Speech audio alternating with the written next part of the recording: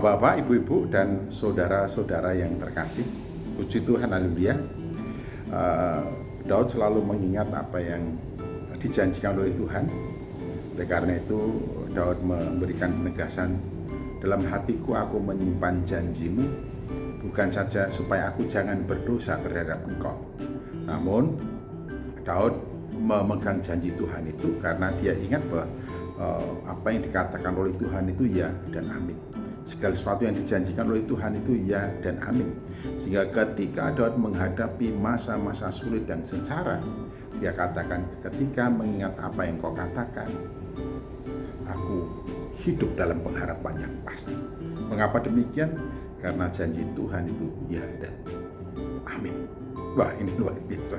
Di masa-masa sulit, di masa-masa sangat rumit, Daud menegaskan bahwa janji Tuhan, ketetapan Tuhan menjadi mazmur di tempat kediaman Daud ketika ia hidup dan tinggal sebagai orang asing. Mengapa bisa demikian? Karena janji Tuhan itu ya dan amin, dan dijamin kepastiannya. Tuhan pasti menggenapi. Oleh karena itu, di masa-masa sulit, masa-masa rumit, menghadapi segala tantangan dan goncangan, Daud tetap berpegang pada janji Tuhan. Daud tetap melakukan sebagaimana yang Tuhan firmankan dan perintahkan. Daud juga mengatakan, ketika mengingat akan apa yang Tuhan katakan, firman Tuhan, maka dikatakan, di masa-masa kesengsaraanku, janjimu, firman-Mu, ketetapan-Mu menjadi penghiburan bagiku.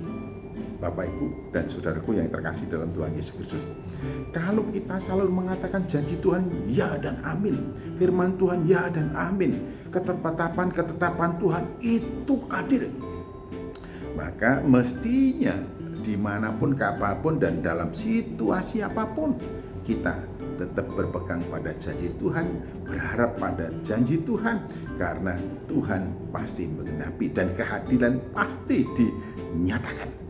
Bahkan ketika Daud menghadapi orang-orang yang mencercanya dengan berbagai macam hinaan dan cercaan, ia tetap memegang pada janji Tuhan. Janji Tuhan itu menjadi penghiburan dan kekuatan yang teguh baginya. Dan yang luar biasa tadi juga dikatakan bahwa ketetapan Tuhan menjadi mazmur bagi Daud di rumah kediamannya ketika dalam pengasingan atau sebagai orang asing. Jadi dimanapun kita ini berada, puji-pujian bagi hormat dan kemuliaan namanya yang selalu kita dendangkan dan kita dengungkan. Oleh karena setiap kita hidup berpegang pada perintahnya, janji dan ketetapannya, maka kita akan peroleh kekuatan dan penghiburan. Pada waktu Tuhan Allah memperingatkan Musa, dikatakan setiap orang yang berpegang pada perjanjiannya, maka disebutnya sebagai anak-anak kesayangan. Luar biasa. Ya, berdasarkan runtutan kehidupan umat Allah dan orang-orang yang setia kepada Tuhan Allah, maka Daud pun juga berpegang teguh pada janji Tuhan, pada firman Tuhan, pada ketetapan Allah. Bahkan ketika melihat orang-orang yang tidak melakukan Taurat Tuhan atau hidup di luar Taurat Tuhan, hatinya menjadi gusar, prihatin. Mengapa bisa demikian? Padahal janji Tuhan, firman Tuhan, ya dan amin. Di dalamnya dan melaluinya kita perlu penghiburan, kekuatan, dan keteguhan hati.